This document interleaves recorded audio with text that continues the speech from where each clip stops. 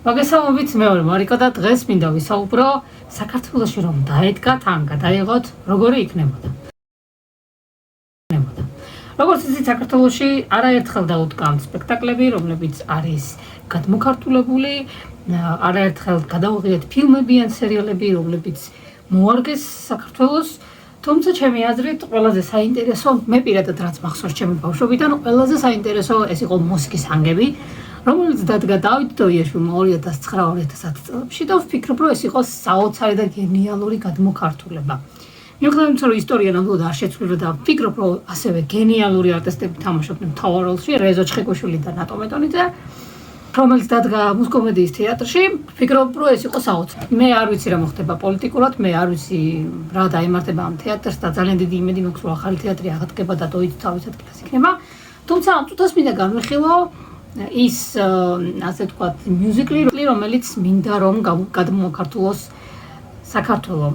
არ ვიცი ზუსტად ამას დოი დადგავს, ზალი დადგავს, ტისკურის თეატრიდან, ოპერის თეატრი დადგავს თუ ვინ დადგავს, მაგრამ ჩემი აზრით ძალიან საინტერესო იქნება და მინდა გაგიზიაროთ ჩემი აკურება, რომელ მსახიობებს ვათამაშებდი ვის როლში და ასე შემდეგ. დავიწყოთ. მინდა რომ დადგან ოპერის საჩრდილი საკმაოდ ცნობილი მიუზიკლი ენდრიუ ლოიდ ვებერის, რომელიც ვფიქრობ, რომ საოცარი მუსიკა არის, ჯერ მარტო უვერტიურით რომ დავიწყოთ. არის საოცარი დრამატული მუსიკა, ისტორიას რაც შეეხება არის თქვათ რომ არის პაპსა ჩვეულებრივი, თუმცა ვფიქრობ, რომ ძალიან უხდება აი ასეთ პაპსას, ასეთი გამუსიკალურება. ვის ვათამაშე? პირველ რიგში მოდი ვილაპარაკოთ თავარ როლებზე, ოპერის საჩრდილზე და ქრისტინზე. ოპერის საჩრდილს ერიკის როლში ვათამაშებდი გიორგი ყველაშვილს, ლამაზი ხმა. ეს გულის სიყვარულის ხვადა შენს ზღვაში დამალული მზე არა დაუშენობით აბადაბარ ზამარია შენი სილამაზე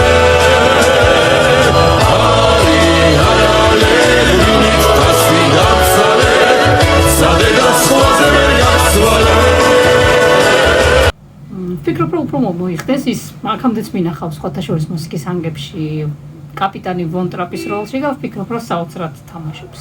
კრისტენს რაც შეეხება, ანუ კრისტინას როლში დავამტკიცებდი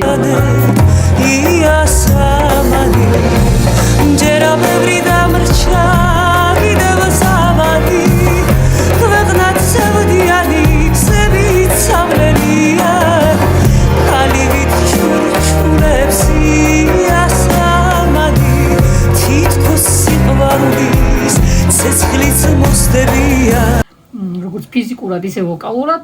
ადამ ჟერის როლში ვათამაშებდი ბუბა გოგორიშვილს, რომელსაც ვფიქრობ, რომ ასეთი როლი ძალიან მოუხდება. რაულს რაც შეეხება, ანუ ქრისტინის საქმროდ შეყვარებული ბავშვების სიყვარული, ალბათ ვათამაშებდი არჩილ სოლოყაშვილს, რომელიც ვფიქრობ, რომ ვოკალურად ამას კარგად შეასრულებს. ამაღა მე დავლებ შენი თამადე მივთხილდი და გუბავს ექსი ლამაზე მიმზერმალი მალად მესახე შადრით დაგიმალავ რომ ძალიან არ გამითამადე. მეგჟერის რაც შეეხება, ანუ ეს არის მადამ ჟერის შვილი და კრისტინის დაქალი, ასე ვთქვათ, ვისთანეთაც გაიზარდა. ვათამაშებდი ანა ზამბახიძეს, რომელიც საოცრად მოიგებდა აი ამ როლს.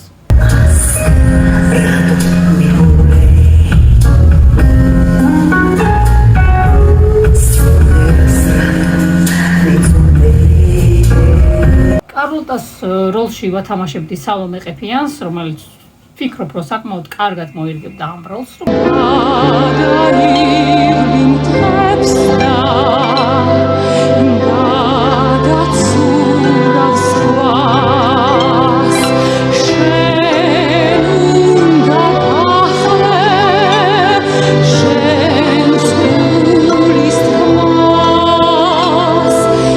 როგორც ვოკალურად, ისე ემოციურად. რაც შეეხება დირიჟორს, რომელიც სხვათა შორის საკმაოდ კომიკური პერსონაჟია, მიუხედავად იმისა, რომ შეიძლება ძალიან დრამატულად ჩანს. მე ვფიქრობ, რომ ძალიან მოუხდებოდა ბადრი ბეგანიშვილს, საოცრად მოიგებს ამ როლს, ჩემი აზრით.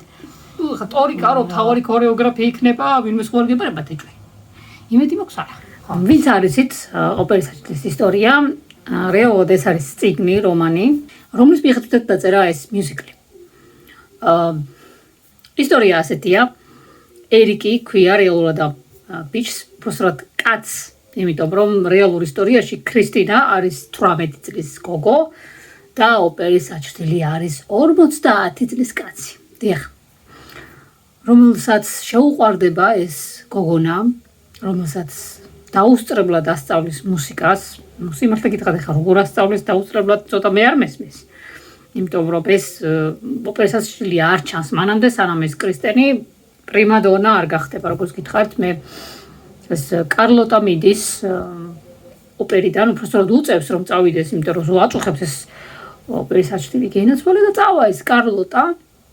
ამიტომაც ამ კარლოტას მაგივრად უკვე კრისტინი არის პრიმადონა, რომ თავარი მომღერალი ქალი და აი ამის შემდეგ გადაწყვეტს ეს ოპერის საჭრელი რომ გამოჩნდეს გენაცვალე. ეს 50 წლის კაცი გამოეცხადება. ახლა ეს კრისტინი არის 18 წლის გოგო და ესე მოხიბლულია მისი მასწავლებლით, შეყვარებულია მასზე და ასე შემდეგ. რაც შეეხება რაულს, რა თქმა უნდა, რაულიც ხედავს, რომ მისი ეს ასე თქვა სიყვარული თუ რაღაც აღფრთოვანება ოპერის საჭრელის მიმართ არ არის ნორმალური, იმიტომ რომ რეალურად ამ ადამიანს არ შეხვედრია და საერთოდ მისი ილუზია ჰქონია, სხვათა შორის ეს ფილმში ჩანს კარგად, აი ჯოელ შუმახერის გადაღებულ ოპერის საჭრელში. საკმაოდ კარგად ჩანს, რომ რაული ძალიან არასერიოზულად აღიქვამს აი ამ ოპერის საჭრელის არსებობას საერთოდ, იმიტომ რომ ეს ქრისტინა ამბობს, რომ ეს ოპერის საჭრელიო მე მამამ გამომიგზავნაო და მეუბნებაო რომ მე შენი მუსიკის ანგელოზი ვარო. ასე ვთქვათ, ესე აგოიმებს ამ გოგოს ეს ოპერის საჭრელი, რომ თითქოს მამამისი რო გარდაიცვალა, ვითომ ეს მამამისმა გამოაგზავნა და თითქოს ეს მამამისის ხმა და მოკლედ დაბნეულია ეს გოგო ვერ გაიგო ვისი ხმა, მამამისის ხმა, ვიღაც სხვა ადამიანია თუ ასე შემდეგ. ბოლო-ბოლო ირკვევა ვინ არის ეს ადამიანი, აღმოჩნდება რომ ეს ოპერის საჭრელი და იმისა რომ ამ ოპერაში მომუშავე ხალხს ფულს ძალავს, ასე ვთქვათ. და ეუბნება რომ ერთ-ერთი ლოჟა უნდა იყოს ყოველთვის თავისუფალი. აღმოჩნდება რომ არის მკვლელი, ფილმი შეგიძლიათ ნახოთ, შეგიძლიათ ასევე ნახოთ ონლაინში, რა თქმა უნდა, ინგლისში, ლონდონის თეატრში დადგმული ოპერის საჭრელი, რომელიც ბევრად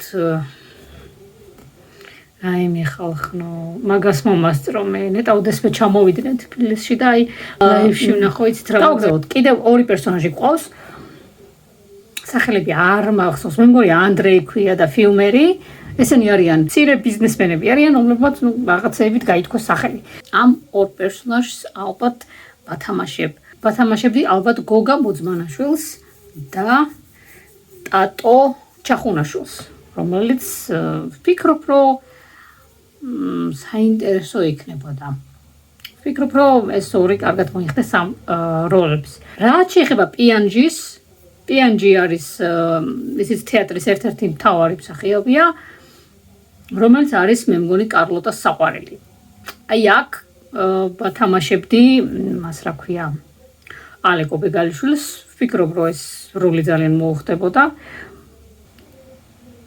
მე მგონი თითქმის ყველა პერსონაჟი ამოვწურა, ვინც კი მახსოვდა.